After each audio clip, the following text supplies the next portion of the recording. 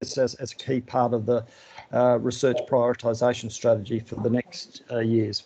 Really, the outcome of this workshop is, again, probably just reiterating what I've said previously, so apologies for this, just identifying partners who would like to engage further on emerging proposals in this area, including the one that's been developed by Sarah Harmer, and as I mentioned, has been developed over a number of months, so it's quite mature at this particular stage.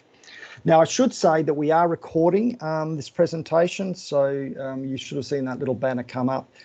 We do like to do this so that if people weren't able to attend, they could then come back and have a look at the presentation. So, but I should just let you know that we will bring the presentation.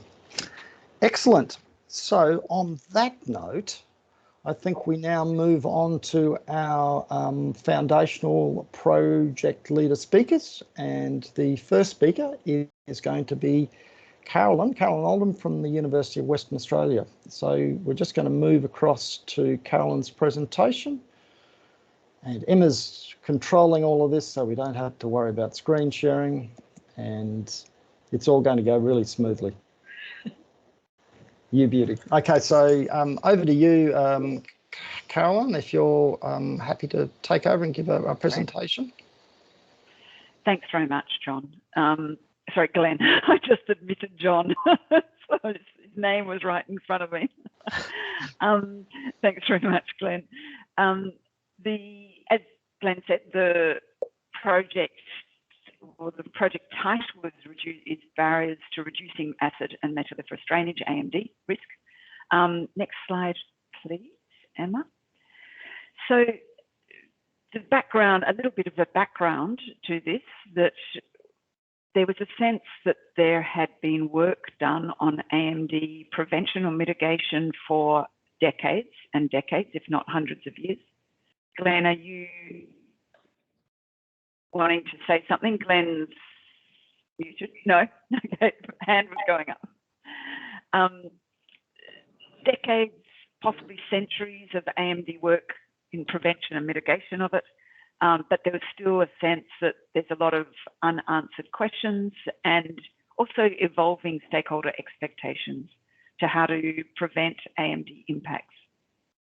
So the CRC had a key question about what can the CRC usefully do over the next 8 years that does not duplicate what's already been done before and can add value to what was done before. And so a foundation project was set up that was to map out a future research program and specifically identify opportunities for the CRC, as I said, that can be differentiated from work that's been done and contribute to a business case for minimising AMD risk across the whole mine life cycle. Next slide, please. So one of the challenges we had very early on was that different stakeholders held quite strong yet diverging views of what were the current barriers. And so there was an interesting conversation across a range of stakeholders about how we should approach this project. And we decided to use a methodology that has been used in other places for projects that have very broad, I just keep on getting these beeps whenever someone's in the lobby, sorry. And now we've gone on to a different.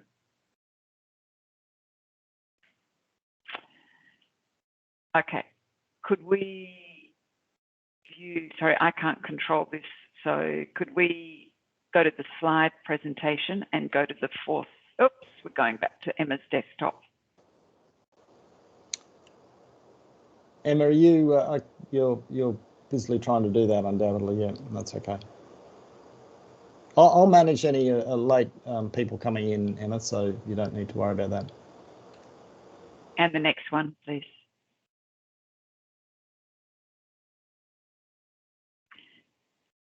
So the approach we used was actually to bring these stakeholders together in dialogue, and it's been used. This approach has been used for quite a lot of very challenging projects. So it's called multidisciplinary, multi-stakeholder collaborative dialogue workshops. It's a big mouthful, And we had an overarching question, which is why has acid and metalliferous drainage, AMD, been such an intractable issue, and what can be done about it? Next slide, please. And the challenge here was in a time of COVID. The challenge is, but in the time of COVID, that this sort of bringing together of multi-stakeholders had to be online and across multiple time zones. So we implemented a methodology that for most people, nearly everyone in the workshop, that was the first time they'd experienced that technology of doing these workshops online. We had 2 workshops running in 2 different time zones, and I'll talk a little bit about now about the results from those workshops. Next slide, please. So in all, we had 90 participants from, I think it was 14 countries. The red dots show across the 2 workshops all the different cities that people were connecting from. So we were really pleased that we had such a breadth of countries participating in these discussions. Next slide, please. So those workshops, we ran them about a month ago now. We've been trawling through the notes, the transcripts from those discussion groups that were running in the workshops. We've produced a book of proceedings. For those who attended that one of those workshops, there will be a revised book of proceedings coming out in the next couple of days.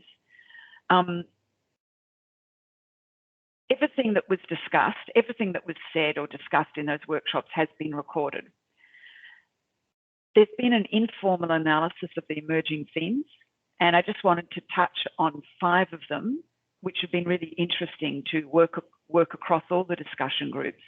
And those emerging themes has the issue around incorporating residual risk analysis in all decision making across a mine life, the need to develop long-term KPIs for mine managers so that the long-term residual risk is up front in their decision making. One thing that was interesting that's come through very loud and clear is the need to improve interdisciplinary and cross-stakeholder communication and understanding. And that's between engineers, geochemists, economists, and communities. So there's a package of work in there that interestingly appears not to have done before. Increasing water literacy in communities, slightly different to the point above, but really important. And also one that's coming through is improved handling of current uncertainties in future planning, and a real sense that we could learn from how climate change is being approached by insurers, by global investors, etc., having to tackle the same thing of uncertainties in future planning. Next week, we will have a more formal facilitated thematic analysis of discussion points, just to check whether our informal analysis aligns with a more formal analysis. And through that, we'll identify opportunities for future CRC research, and we'll deliver the final report in October. Okay, that's all from me. That's great. Thanks very much, Carolyn. And look, yeah, really interesting project, particularly just the process that you're using and some of the learnings coming out of that. I just wanted to also just mention that if anybody has any questions, can we just hold them back till we go through all the presentations, or just enter them into the chat? And we do have quite significant time at the end to do Q&A. So if you could do that, that would be appreciated. So that means we'll go on to our next presenter, which is Peter Cook from Flinders University. Thanks, Peter. Yep, thanks, Glenn. So the process for this project is a little different to Carolyn's that she just described. So this has been a literature review looking at open pit mines, but specifically below water table open pit mines, because these have a number of issues that are specific to these type of mines. And so there's a report on this that's in the process of completion and should be available within the next 2 or 3 weeks. Next slide, please. So unless the geology is very low permeability, below water table open pit mines have to be dewatered to create a safe dry mining environment, and that's usually achieved with a series of large dewatering bores arranged around the outside of the pit that would individually pump up to 50, 100 litres a second or more. As well as dewatering the pit, that dewaters the groundwater system, the aquifer surrounding the pit, sometimes for distances of several kilometres or up to tens of kilometres. The distance and the extent of that depends on the permeability of the aquifer and some other parameters, the pumping rate, which is largely controlled by how deep the pit will be.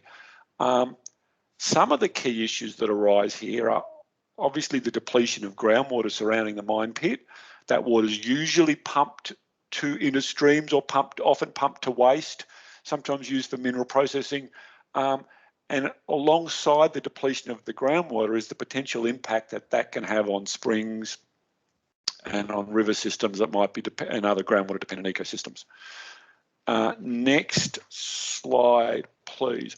What's often not recognised is after the mine's finished and pumping from the dewatering bores ceased, the groundwater doesn't immediately recover.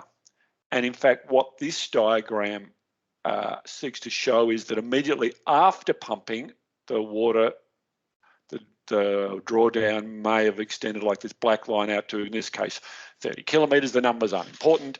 But then after, it shows at different times after mining, that continues to spread.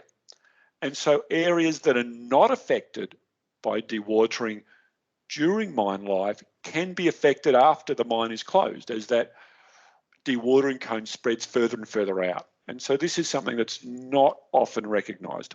Next slide, please.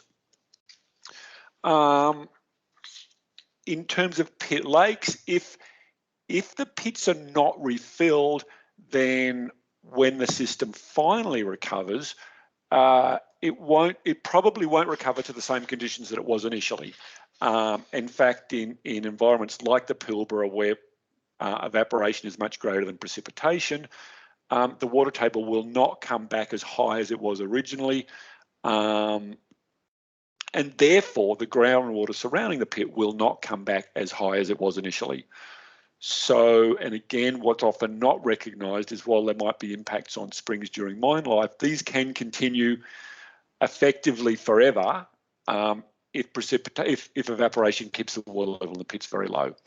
So if we talk about one of the issues about modelling that I comment on is that while we have groundwater models that can model what's happening in the groundwater system, these don't do a really good job of modelling what's happening in lakes, and the lake models that are used from the people that work on the limnology side while they incorporate groundwater, they don't do a really good job of representing the groundwater. So there's a real need to do a better job at models that represent both the pit dynamics and the groundwater system. In terms of understanding the system, so water and solute balances for pit lakes, what's most important to recognise is the components of this water balance change over time. The groundwater inflows to the pit will decrease over time as the groundwater comes back. The chemistry of water running off into the pit can change over time as some of the waste rock becomes leached, and so that water quality can sometimes improve over time. And so while we often look at these systems, next slide please, in terms of a stagnant water balance, and this is a schematic that you'll find in a lot of the publications that talk about pit lakes and groundwater systems, the system can be very dynamic, and the danger is we get trapped into looking at pictures like this, which perhaps represent what happens ultimately. The problem is ultimately might not be for 200-300 years or more, as things evolve, as water table slowly rises, as the chemistry changes over time. And so there's a real need to understand better the dynamics of what happens to pits and what happens to pit lakes and what happens over time. Next slide, please. Uses of pit lakes, of which there are many and varied, and I haven't done a very good summary there of some of them, but sometimes reservoirs for water supply, recreation, fisheries. The use will largely depend on certainly the stability of the environment, but also on the water quality. And depending on the water quality, the pit lakes can be suitable for different purposes. Also very much, and we haven't really looked at, is of course the economic and the social considerations. And the potential uses of pit lakes in the Pilbara can be very different than the potential uses of pit lakes in the coal mining areas of Victoria, for example. And so this is the we need to look at them in that context. I think there's just one more slide. And so we've also explored some of the more novel and interesting applications. And so there's been a little bit of use with engineering barriers in the groundwater system, particularly for smaller pits, to put low permeability barriers in to stop the drawdown spreading from the mine into key ecosystems. So those are interesting. Managed aquifer recharge is one that we think we have application. It's been used for mines in some areas, but not for mine closure. So here the water is pumped out essentially to waste during mining operations. Whereas if that water was pumped back into the ground, it could come back to the pit. It could speed up closure, but it needs to be done in a very careful and planned fashion. There are other things that are interesting that I don't want to talk in detail. The picture here is about an interesting application of putting floating balls on the top of reservoirs that reduce the evaporation rate. And so there are some interesting approaches that we want to explore. Rapid filling of pits can have water quality benefits where floodwaters from rivers get diverted into pits. So these are some of the potential approaches that we think need to be, their applicability needs to be documented and tested, and they tend to be used in only a few cases. That's it for me. Thanks. Great, thanks very much, Peter. Yeah, that was actually a really good summary, and like looking at those new approaches.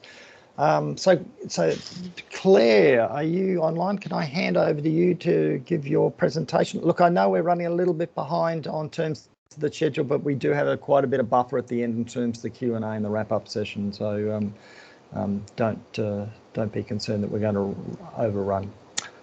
So over to you, Claire. Glenn, that's okay. No, it's just making sure that everyone's short, indeed, I would encourage you to do that, Claire. Yeah. Thanks, Claire. So, I'm talking about a project that is actually in program 2 and is a collaboration between quantified strategies, there's specialized strategic mine planners, Federation University, CSIRO, and us here at SWMI. Next slide. You're going to have to click, stop here. There's a few animations. Thank you, Emma. So the thinking behind this project, no, can you go back? Just the first, the requirement for integration. So the mine planning process, is quite detailed. They've got complex framework, but really they worry about the geological data, the processing options, how they're going to optimize the pit and the schedule. And they obviously produce a lot of detailed mine design, but they do this in complete isolation from, click Emma, please. Complete isolation from the world around them to start with, and click again, but also in complete isolation from most of the biophysical parameters. So they're not looking at, say, water, groundwater issues, the sort of interactions they might have, the rehab planning. How can these aspects impact on mine planning? And if we were to include them in the mine planning framework, would we derive better opportunities, better cost? And this hasn't been explored at all. It is, the companies themselves are starting to look at it from a qualitative perspective, but no one has quantified it. And this project is about starting to quantify these aspects. So next slide. So what we are doing here, the objective is quite clear. So we're just trying to identify a method where we can start quantifying the risks that are associated with the design of some operational domains. And by this, I mean either a waste rock dump, tailings storage facilities, how we design them, if there are various options, and if these options mean different profile for biophysical aspect, does it matter? And you get different risk and different costs from those different design options. Next. So the methodology for us, because we're only just starting, it is quite complex, and mine planning is a big piece of work, so we can't solve everything at once. So we designed this as a very specific case study. So for that case study, we needed a mine where ideally water and geotechnical stability would be issues. And we needed a mine where all the mine planning framework was done. So we can just pick it up, make some small modifications that related to what we were interested in and run with that. So we didn't have a lot of options. We engaged broadly with various companies, various mines, and in the end we settled on Octedi. Octedi, who are not part of the CRC, but there is a process in place to try and bring them in. The operational domain we selected is a West Rock dump because they are doing work on this specifically at the moment. They're looking at the design of new West Rock dumps, and they had a very, very detailed technical report with lots of information. So that means we could set up a short case study because all the information was available. We decided to focus on two specific risks, one around surface water infiltration into the dump and how that water is drained, and that would give us a distribution of water table location that we can use as input into the system, and geotechnical stability, so the link between water and geotech, and what does that mean in terms of your pit size, your dump design, etc. So really strong focus on those two risks. It doesn't mean the methodology won't be applicable to other risks, but we're testing it on those two specifically. Now, for us to generate, the whole aim is to generate a range of outcomes, which means we need to have a range of inputs. So we're actually running a lot of pit sizes in that framework as well, around 21, so that we can actually demonstrate if there's an impact from that quantification of various biophysical outcomes. Next slide. So we spent a lot of time, we've got team members who have very, very different backgrounds. The CSO people are highly specialized in Fadosson hydrology and groundwater model and hydrogeology. Federation University are providing the input into geotechnical stability and quantified strategies from the mine planning framework. So we spent an entire day, well, we had a lot of ongoing conversations, teams working really well together, and we spent an entire day coming up with a methodology together. So we sat in the same room except for the person from Fed Uni because Victoria was in lockdown, so he had to be on Zoom. It just is sort of work where you really need to be in the room together because you're just exchanging ideas and trying to come up with new methods. But we managed that quite well, but it was just one person. So we've finalized a methodology, the probabilistic framework for the input we're going to put into, next slide, the mine planning framework, which is ready. Ed Holloway has designed this. He's part of the team, so he knows that thing inside out, so he can progress quite quickly. We are really only playing with two levers in that mine planning framework, but we are hoping to direct a range of outcomes that show the potential for doing this with more detail. Next slide, I think that's it. Yeah, the next step, we're just finalising all the input into the mine planning model. So the different steps in that methodology, we do need a bit of feedback from Octedi, so it's process of engagement at the moment, asking for a bit more information. And then once we've got all the numbers together, Ed will put it into his mine plans and generate all the outputs that we are looking for, and then we'll analyse them and see whether we're producing suitable results. So it's a bit of an unknown. This has never been done before. It's just step one, and we really don't know what we're going to get. So a bit exciting. Thank you. Thanks, Claire. That was really good. In fact, I found that really interesting because it's outside the program of work that I'm leading, so good to hear about it. And nice to see that there's a nice mix of different disciplines working on that in that area. And it's proven very successful, actually. It's been the best thing about this project is the various disciplines talking to each other and learning from each other, and it's been a really interesting process on how to do that. It does need a facilitator. It needs someone who can translate the language from one discipline to the other. Well, yeah, that's at the risk of I agree, and I think this is a really important part of the CRC. It's about getting the communication across these disciplines, and good to see that it's working well, so we can use you as a test case. That's great. So thanks, Claire. And now on to Sarah Harmer from and her colleagues from Flinders University. So as I said, Sarah's been working on this proposal for quite a while. So Sarah's going to present probably for the next 15 minutes or so, and then we'll be able to open up and do questions and discussion after that around any of the foundation projects and or the presentation from Sarah as well. So over to you, Sarah. Thanks, Glenn. So as Glenn mentioned, this project came about through the foundational projects submission portal. So we had significant amount of discussion with end users at that time when we submitted a proposal, and we thought that this project would be good to go on to being a sponsored project. So we've been working, I guess, for the last 6 to 8 months on building that project and working with end users to find, I guess, what barriers there are and what are the next stage of project we would need to improve what we say of prediction and remediation of acid mine drainage sites.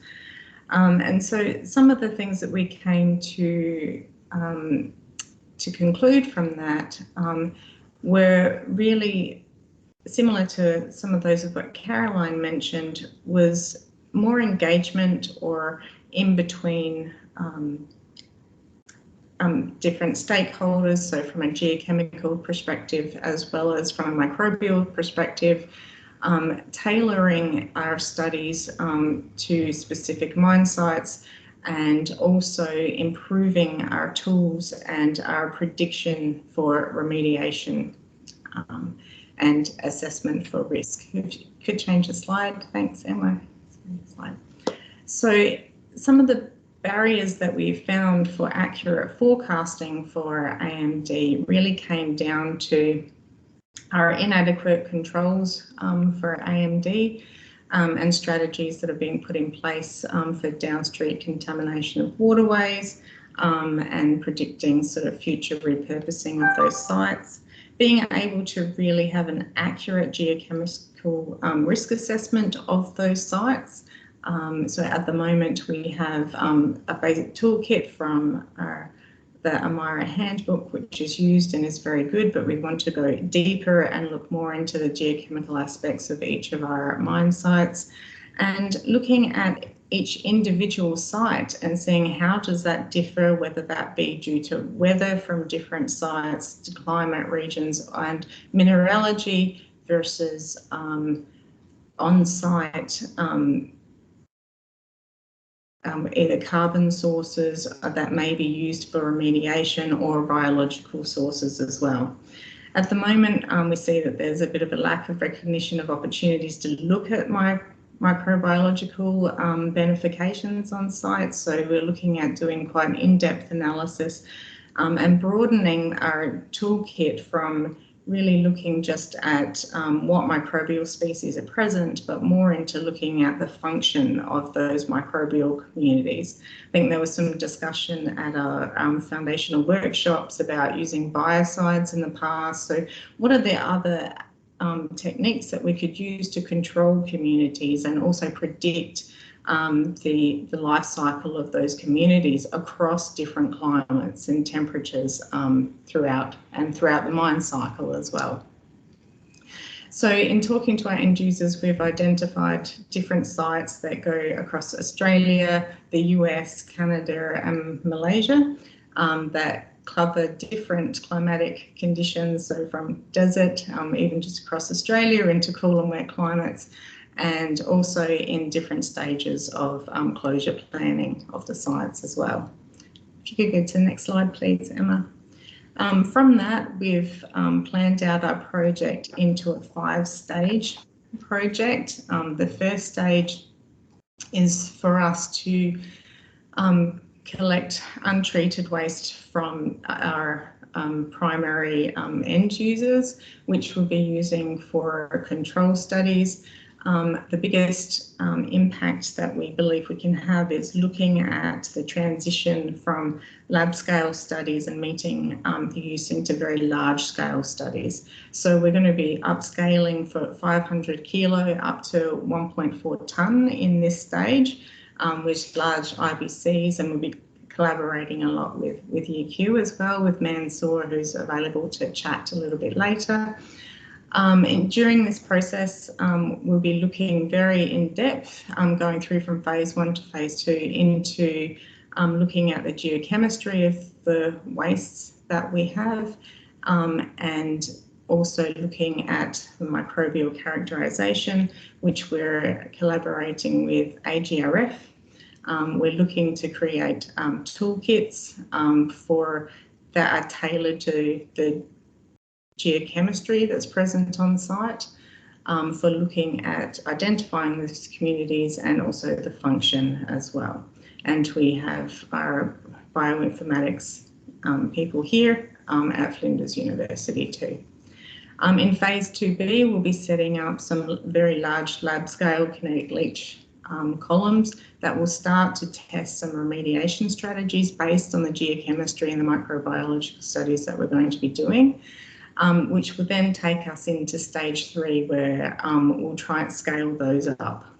The information then from each of those will be fed back through phase 4 into the results that we find of those remediation strategies, where we can feed back into what are the geochemical changes, what are the microbial changes that are occurring throughout the remediation strategies, test trials, and we can set up then new trials as well to try and change any of the impact that they may have had. And then moving on into stage 5, where we hope to disseminate that information and have a new acid rock training handbook, which will have all of our toolkits that we've developed for geochemical analysis, all the KLCs as well as the microbial toolkits, which we will then work with our end users and also hopefully through with INAP on advertising the information and training workshops for companies. If you can move to the next slide, that would be great. So that was an overview of what we will do. So in phase 1, as I said, we will be looking at sort of benchtop environments that haven't matched large field outcomes. So that need for these mesoscale or pilot scale studies is the first thing off the rank that we believe we need to have a look at. So our objectives in this is to transition from the large labs, which we will do at Flinders University, to mesoscale, which is also at Flinders and also at UQ in Pinjarra Hills, and have a baseline behaviour of each of our waste sites. And we have a diagram that's presented here from Mansour, who has a beautiful setup for his mesoscale IBCs up at UQ on their website. So the outcomes, we want the definition of the leaching mechanisms and rates of acid formation from these wastes, and an initial scan of what microbial populations exist in that waste across the different sites. Go to the next slide, please. In phase 2, we'll be moving on a microbial side in developing standard operating procedures for identifying the microbial communities through genomics, matching those function of those communities depending on the geochemical environment, the temperature, and also due to water availability, and starting on matching our toolkits to match those procedures. Just simple examples of very high iron present can interact with the efficient removal of DNA, for example, from bacteria. So we'll be working with the AGRF on coming up with better toolkits for being able to remove the iron before we do DNA analysis, for example. We'll then be working into function and more metagenomics through our bioinformatics connections as well with Rob Edwards here at Flinders and with AGRF. So once we've looked at that sort of function and how the nutrients that are available in the waste at that time, then we'll come up with a tailored treatment of how we'll do that and whether that's going down biocide route. But we're also looking into things like phage to control microbial communities so that we can use what bacteria are present, what bacteria will be best for either stopping the waste from producing acid or perhaps even accelerating it in some circumstances to remove a certain waste profile. From the mineralogy side, we'll be doing full characterisation of the site and prediction of acid generation. So we have collaborations as well, all of our leach column test analysis. And water waste, we'll be working with Ilka Wallace here at Flinders, who will be doing some theoretical calculations on the nutrients in water waste that comes from our acid generating wastes, and we'll be looking at any local potential neutralising waste rock that may be present on the individual end user sites. So hopefully outcomes there will be identification of that microbial life and new methods for accurate identification of what microbial species, not only what is present, but what is actually active at the time and how they may change over the cycle of the waste heap as well. Next slide, please. In stage phase 2B, and so in that next 6 to 24 months, the principal nominated waste will be setting up some large KLCs on site and starting to test some of those remediation strategies more on the large lab scale right before we take it onto the meso scale if they are successful, so that we can test possible combinations of strategies, whether they be microbiological in nature or purely geochemical. Can you go to the next slide, please? So in phase 3, we'll start our scale up size. So we'll take all the outcomes from the first 2 stages so that we know what our wastes, how they behave, and some idea of how the remediation strategies will work. And we will set up sort of 1.2 tonne up to 10 tonne pads. So we have 2 sites that are available for that. One is the Pinjarra Hills at UQ, which Mansour will oversee. And the South Australian government's been kind enough to give us plots at Bricunga site in South Australia where we can set up these larger scales. So at the moment we'll be trying to look for viability of that remediation at the very large scale before to full scale, that meso scale in between, from our lab scales. We will look also at what those requirements are from the lab scale, what happens to our water output, and try and have predictive models for what we will need to do downstream for our water treatments. And we'll study throughout these larger scale setups for looking at the geochemical and microbiological controls. By the end of it, we hope to be working more with our end users on costing for full site implementation. If you can please go to the next slide. And we would also at that stage like to be working with people in the risk assessment area to help us in seeing how our toolkits and how the outcomes of the work can implement changes on site and risk analysis. So hopefully the outcomes will be us to be able to find or identify biological markers on site for treatment by doing small toolkit tests on site, having a predictive model for how those microbial communities will be acting under what temperature, humidity, water conditions, etc., and geochemistry, and have new protocols in place for knowing what the function of those communities and treatment strategies. By having a look at that change in microbial communities over time, we hope to be able to forecast longer in the future and have better control over the waste in the longer term. So hopefully those novel tools will help us in monitoring over time, and I guess an assessment of whether the 10-tonne test pads have been successful, and feedback into our remediation strategies at that point as well.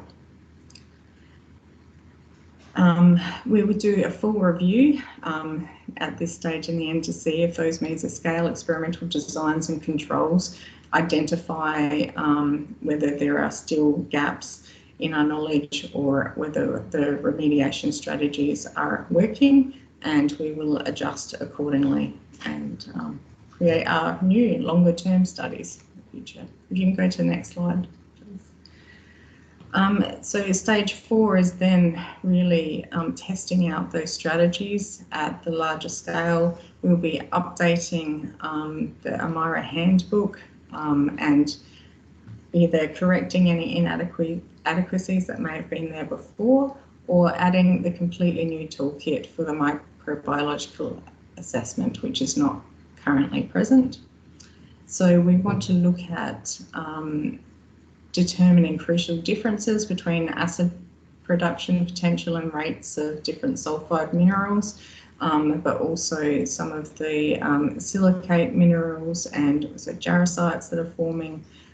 We want to be able to differentiate between acid neutralising carbonate species like dolomite and calcite from the non-acid neutralising carbonate minerals. And then look at identifying and quantifying those resources for long-term safe waste storage, and being able to assess the microbial communities in very long-term storage wastes versus active in the short-term wastes that can be used for remediation or if our strategies for controlling their populations with FARS have been successful. So in that time, the outcomes will hopefully be testing regimes as well as knowledge of the rates of AMD for our end users at a large scale of up to 10 tonne, and improve predictive capabilities for acid line drainage and the neutral metalliferous drainage as well. And we will have, instead of an AMARA test book, but a CRC time test handbook that outlines all of our characterisation methods from geochemical to microbiological and their limitations that can be used, in which we hope to work very closely with the end users and EPA in order to ensure the handover for that from us into the end users. So phase 5 is all about training and disseminating the information from the project and those testing those outputs for use in mining companies. So hopefully that we will have yearly meetings of an annual conference with the entire of the CRC, as well as 6 monthly meetings with our local end users. And we would do a little bit of a roadshow, I guess, of our new CRC handbook, explaining our predictive methodologies and how we may use those on site. Thank you. So if there is any other information, if you go to the next slide, thanks, Emma, then you can contact myself. At the moment, the current project members consists of Andrea Gersten and Roger Smart from Blue Minerals Consultancy. We have the University of Windsor with Christopher Weisner. Here at Flinders, we have Dr. Martin Breed and Professor Robert Edwards and Dr. Ilka Wallace. Mansour, of course, at UQ with Anita, and we have both Paul Brown and Rosalind Green at Rio Tinto. We have MMG involved through Ben Orsby and Jonathan Crosby. AGRF is very well represented with Kath Moore and Chris Noon and Nicola Burt.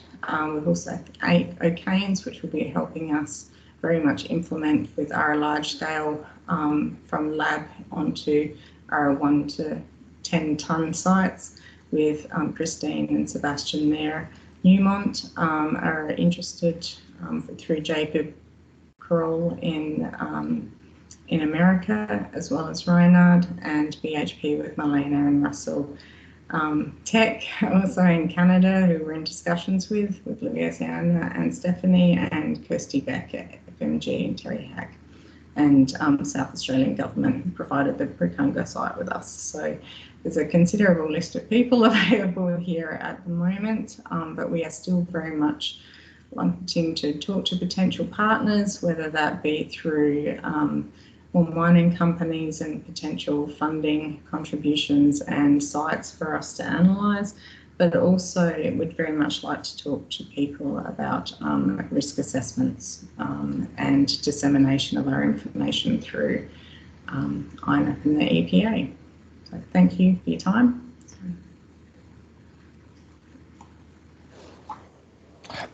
That's great. Thanks very much for that. That was an excellent overview of the proposal, which I know you've been working hard on, and you've got a lot of partner engagement at this stage. And just to highlight there, I think actually you've got the September board meeting. I think I should have checked this with Guy when I was speaking to him. I think where it's actually probably going to the October board meeting, but Maybe before I just open it up into to questions on any of those projects, just outline the process that we'll be going through for new proposals that are coming through the CRC. So if you take the one that Sarah's developing at the moment, and there's probably still an opportunity to add partners to that before it goes to the board meeting, it then will be submitted to the CRC. It goes through an assessment by the research director, or the incoming research director,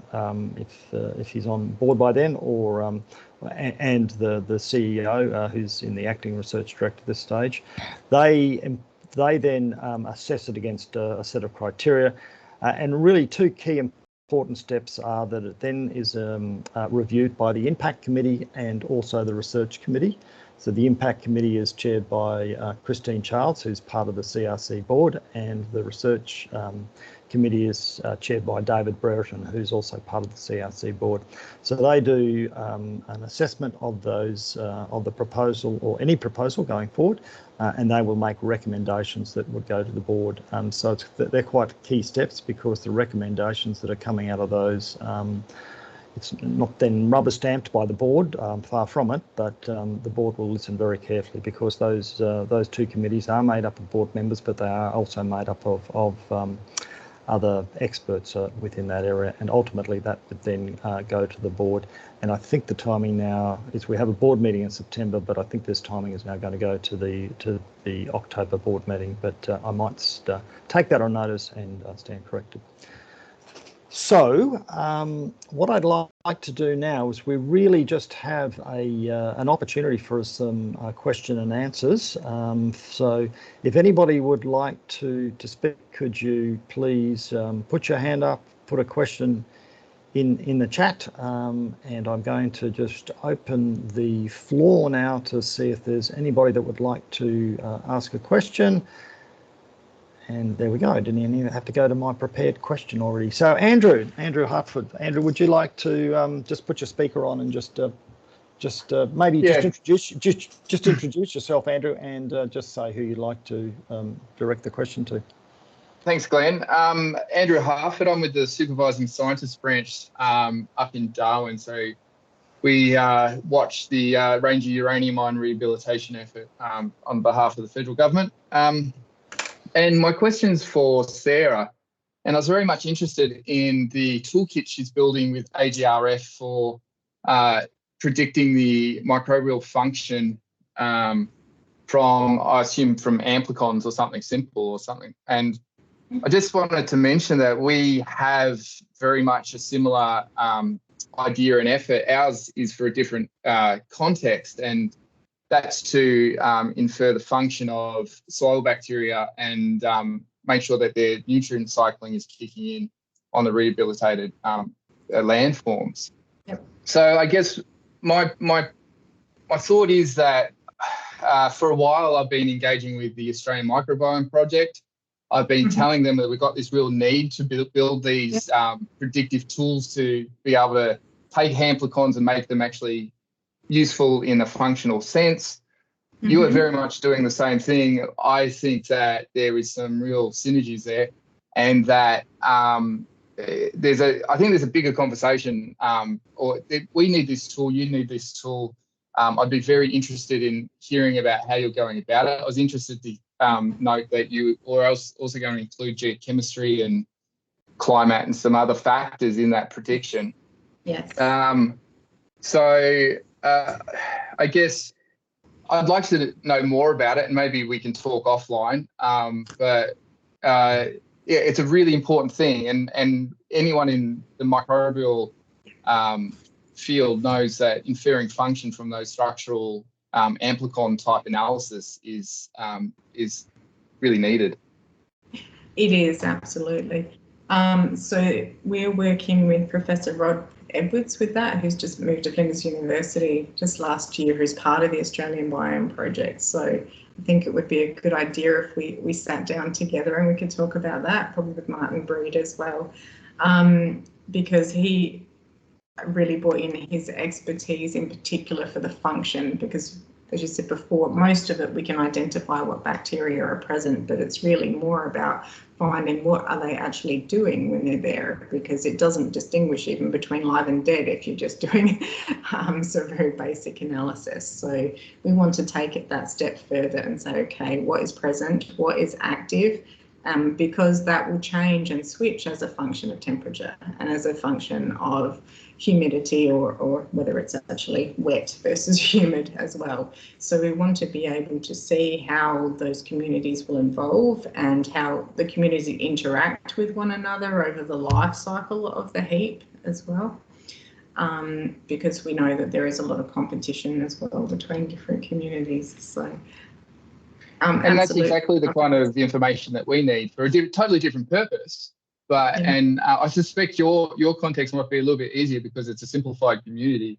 But we have data sets to offer. You have data sets to offer. Surely building that together would have more powerful, predictive. Putting it into a model to predict at the end of the day. That's what I see. That's where we would like to head. So I can. Sure, I can contact you afterwards if your email's available, and I'll set up a meeting with Robert Edwards and yourself. Or I don't know if that's available, Glenn, but also with the AGR, we should talk together. That's exactly the purpose of these workshops. So we can certainly make those Andrew's contact details available.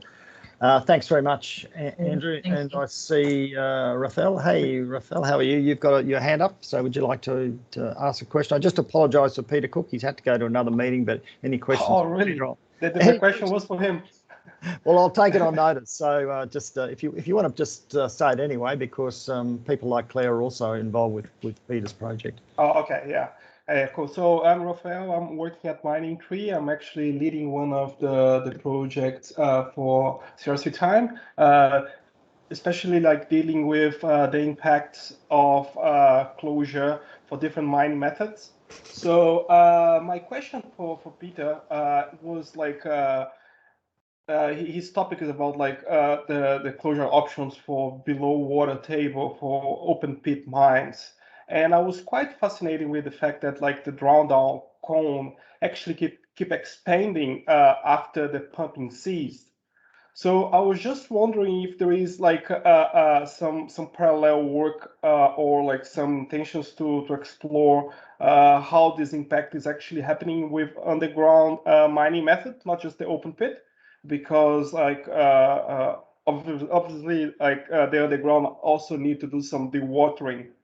So I was just wondering if that's like actually being considered, like how this impact actually affect different mine methods.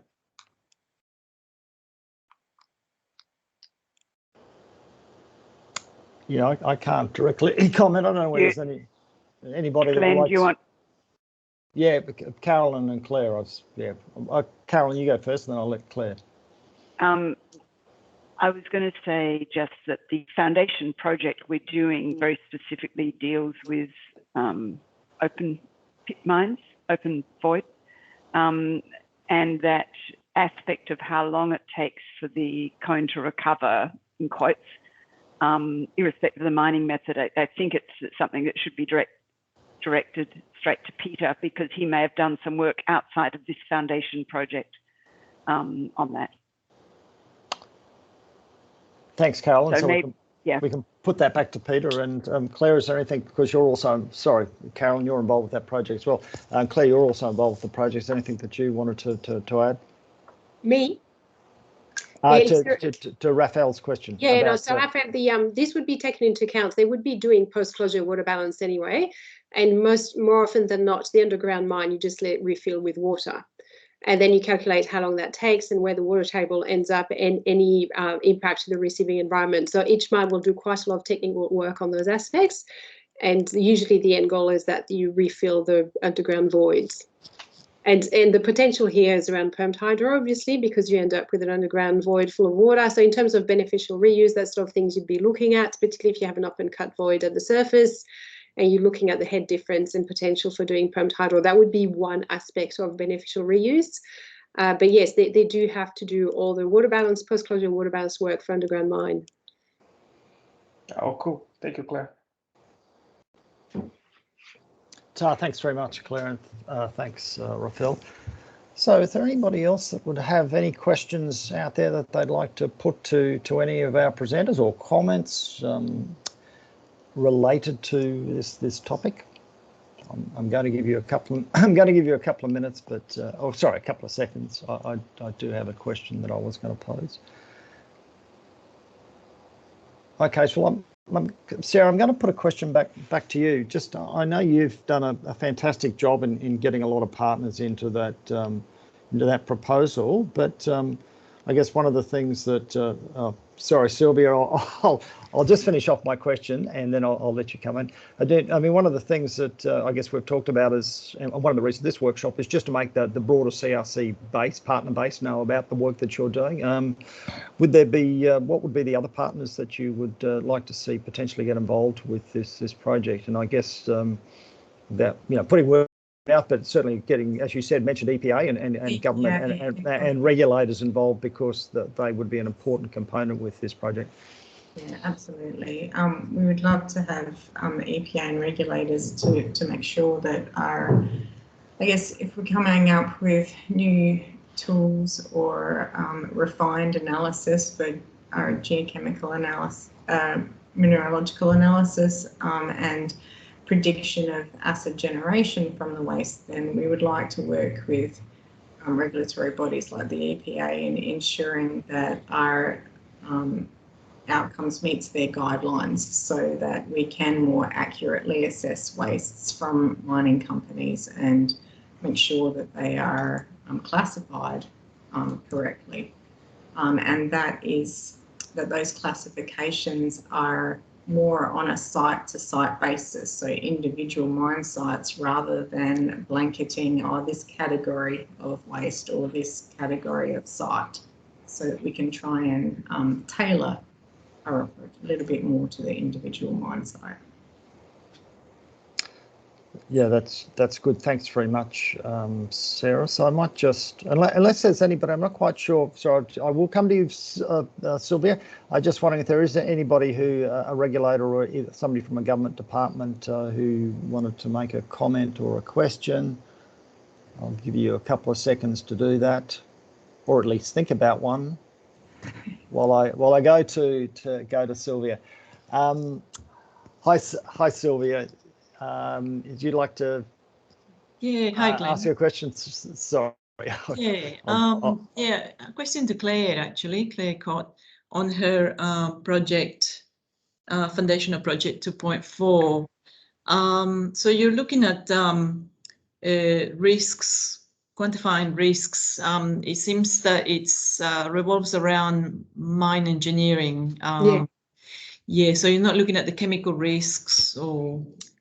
Not yet, but obviously because it's a foundation project, we had to narrow it down. But obviously, the idea is to extend. If this works, if this is successful and we're getting good results, then obviously geochemistry will become an input into that process. But we have to think of the mathematical framework we need to develop, because as we increase the complexity, we increase the computational requirements. Yeah. So we've got to be quite clever about how we do this. We are starting to think about extension of this work for next year. We do have a location in mind, so there could be potential, but it will take longer and we'll need a lot more time. Yeah, okay, thanks.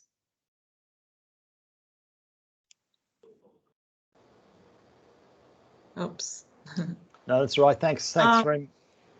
So, yeah, sorry, it's just we probably need to talk to Sarah outside of this maybe, but I'm not sure if this consortium is aware. With ChemCenter, we've been developing a screening tool, if you like, to identify metalliferous drainage related to low sulfur to no sulfur waste, rock and tailings, to try and cover a knowledge gap with the acid-based accounting standard tools, where the classification of materials can be uncertain, and you could be generating metalliferous drainage in non-acidic conditions. Quite happy to maybe brief Sarah a bit later on this. Yeah, if you're interested. Absolutely, we can talk. Okay. Okay, I'll just open it up. Does anybody else like to raise a question at this stage? Since we talked about it, Mansur, I can see you on the screen there. I mean, do you just want to? I just thought I might ask you a question. Maybe you could give a little bit of an overview of your facility that you have at Pinjarra Hills, given that Sarah mentioned that. Yeah, sure. Thanks, Glenn. I just wanted to follow up on what Sarah was saying in the context of regulatory framework in Queensland. So there is the prediction aspect, but there is also the prevention and control aspect of AMD. And in Queensland in particular, I know that the type and the amount of cover and the design of the cover is part of the rehabilitation cost estimate. And depending on the risk and the type of material that you have, you may want to decide how much cover you want and what kind of material you want to use. And hopefully, this aspect will be one of the things that in this kind of mesoscale testing we can test and derive parameters that helps us better understand water balance for cover. Not that I'm very supportive of cover in general, but I'm just saying that, in terms, it's not just for prediction, it's also for remediation and control of AMD. So the facility that we have here, we have got it through a UQ, across UQ, a grant to do a scale-up testing. And this is because of the need to transition from column leaching, because with column leaching experiments, often we are focusing on geochemistry, so we are missing the hydrological aspects and water rock interaction, preferential flows and things like that. And this came up because of an ACAR project that we have been working on. We just finished that ACAR project. And so we are looking at medium scale testing and leaching the spoil piles from coal mining. So that was a really good base to suggest that to UQ. And so this is a collaboration with other colleagues from civil engineering. And so hopefully there are aspects that we can do here, and there are things that we can do in Burkanga, given the setting that Burkanga probably is more suitable for more highly contaminated AMD type of work. But here we may focus more on the hydrological aspects and deriving parameters that are relevant for AMD, both prediction and also prevention and control. Okay, thanks very much, Mansur. And I can see we're just coming up to quarter of the hour. So once again, I'll see if anybody else has any questions. I do have another question that I'll ask, and then if nobody else has any questions, we'll start to wrap it up. And it's sort of directed at you, Sarah, and you, Carolyn, in terms of you were showing some of the preliminary findings from your what we call an AMD project, but it was really looking at those broader contextual issues and trying to see how that could then fit in with, I guess, Sarah's project. And I haven't sort of framing that. I mean, I guess what would be some of the sort of just expanding on some of those points that you made, Carolyn, that might be helpful for developing Sarah's project. That's one point. And the other point is just, I guess I'm also thinking about what would be the opportunities for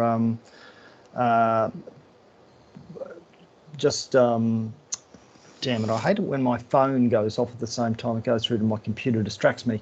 So I've just got a message, so hence my slight stumble there. But the other question was just thinking about what would be the opportunities to take the learnings that are coming out of your project, how could that be applied to the MET sector, how could they then potentially take those outcomes to the rest of the world, and also how could we, involve, regional economic development that's coming out of your projects with the additional key point of our CRC, which is also Indigenous inclusion.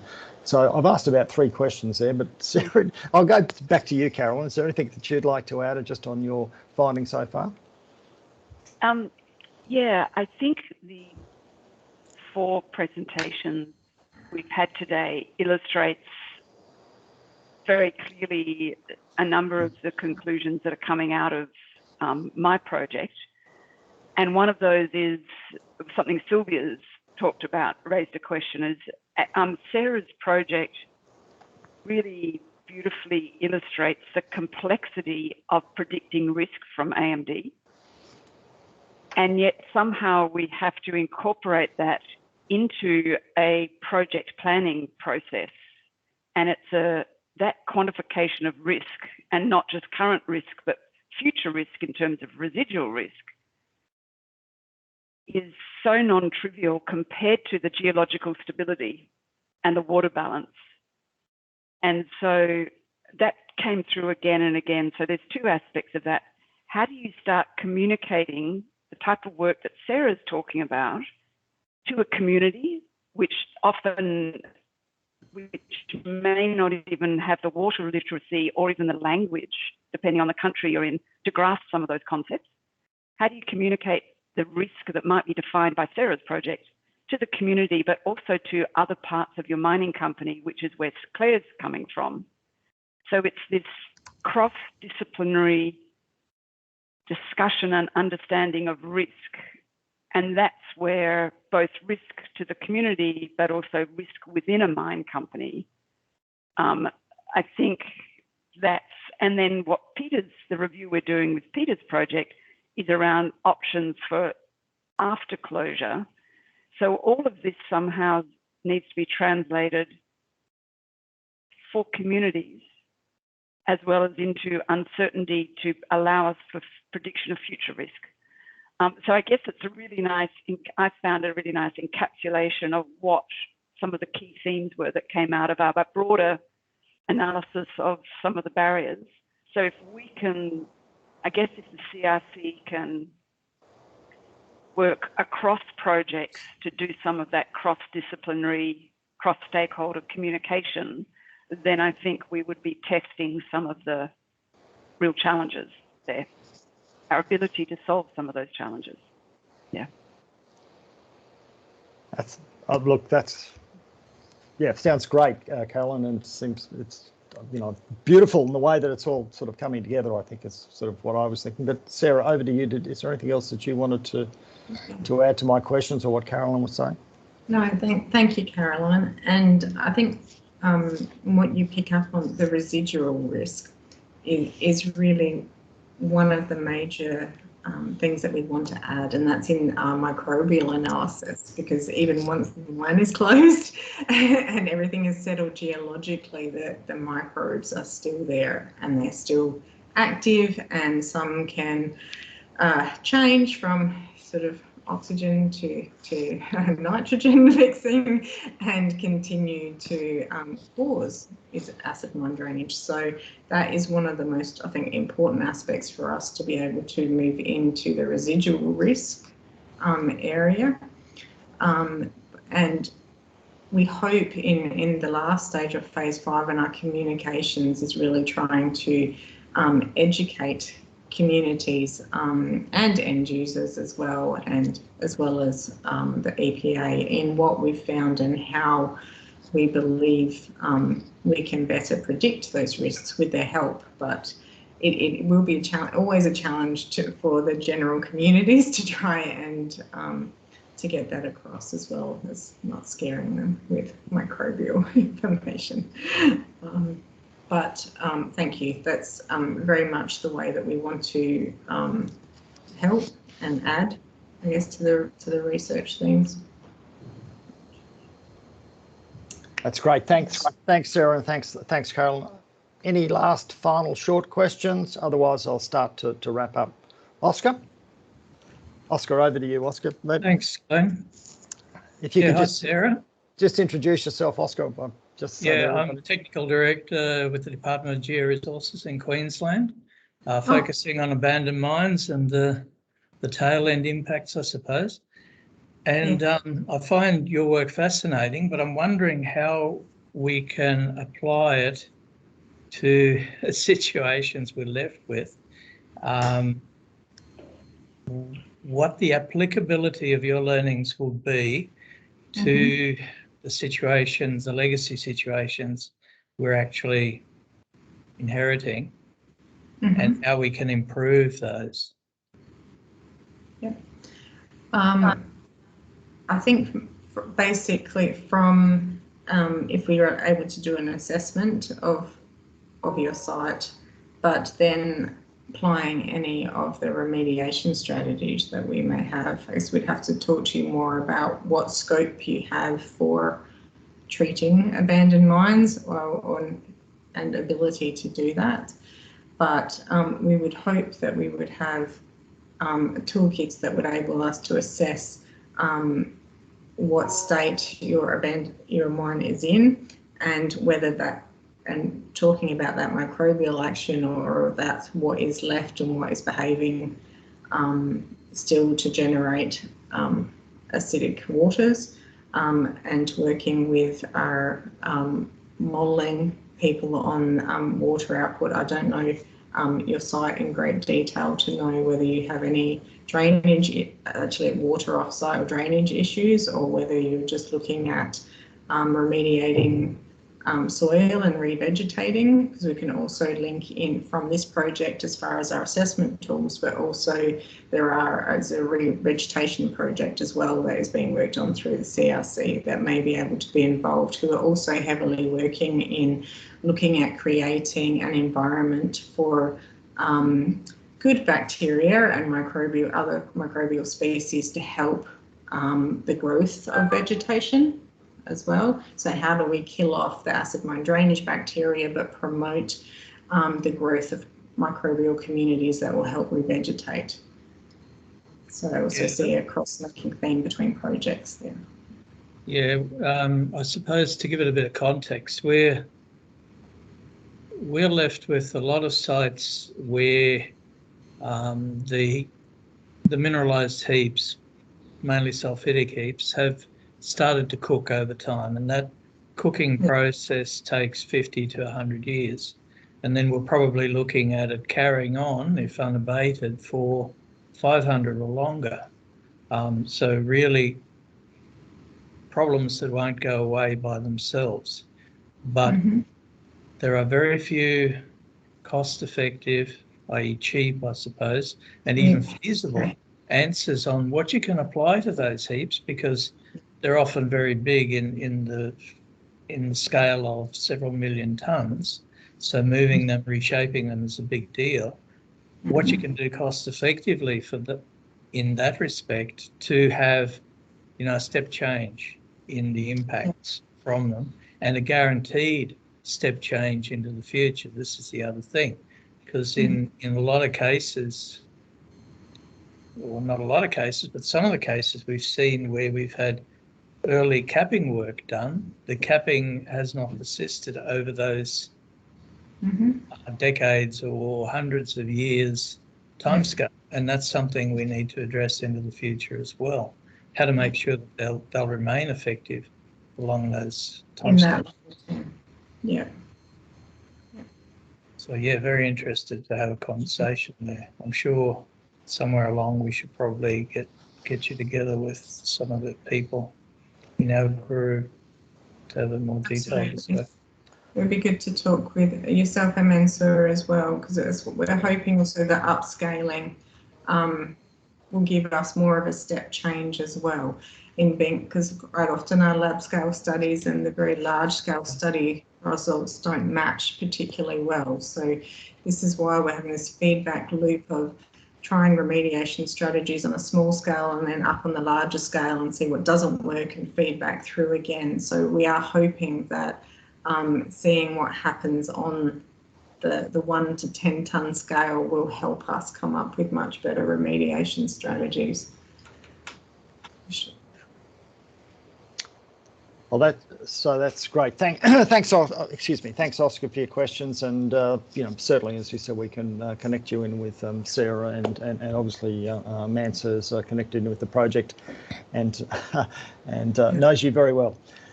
So that's great. I just want to wrap up now. I did have a slide, but I'm just going to go through this fairly quickly, and then I'm just going to hand over to Guy to have the final word, because I've got a question for him as well. Just if any of you are interested in engaging with any of these projects, particularly the one that Sarah's doing, please get in contact. Sarah, what I've suggested, and I haven't really checked that with you, so we're doing this adaptively. I'm just saying that you might want to then send out an email to everybody that's attended to see if they're interested and they're keen to participate, two, if they're potentially interested in contributing but like to know more, maybe later, or no, they're not interested. You know, one of those options. We did that with the climate change and mine closure one, so we can help you with that, and then just follow up a discussion around that. So that's great.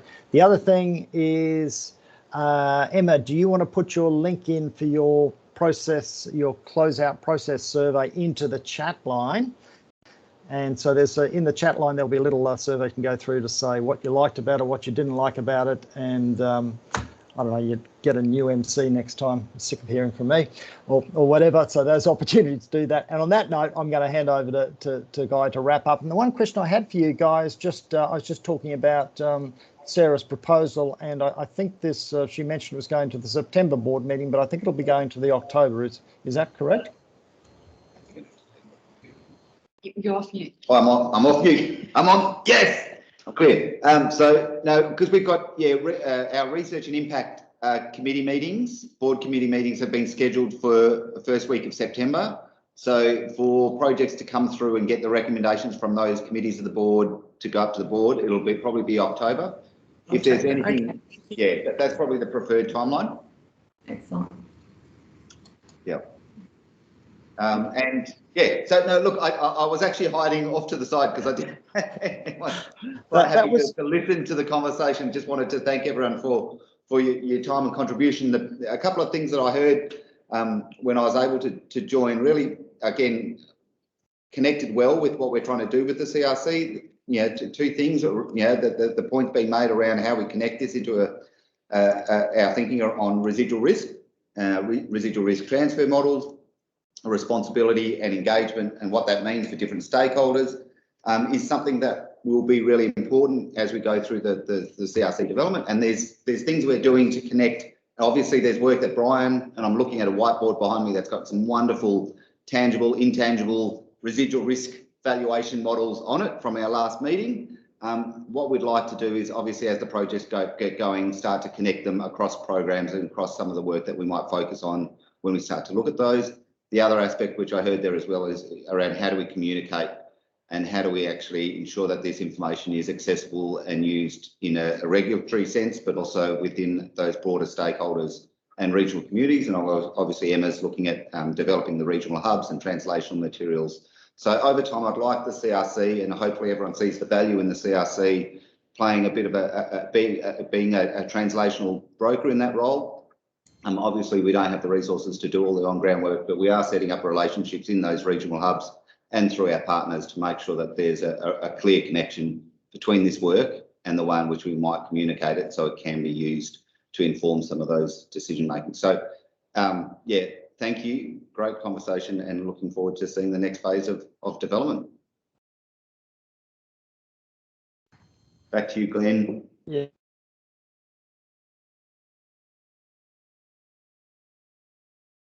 He's frozen. So it looks like it. You must have done that. What have I done to him? Anyway, well, he's frozen. I'd just like to thank all the presenters and thank all the attendees. Sorry. And to respond to Sarah's email if you have interest. I will also circulate, there's some actions out of it that the program leaders will also follow up on as well. Thank you. So I'll now come off mute. I double clicked it. So look, I'd just like to support what Emma said. Thanks very much for your time, and thanks to all our presenters. Great, enjoy the rest of your day. Thanks, Glenn.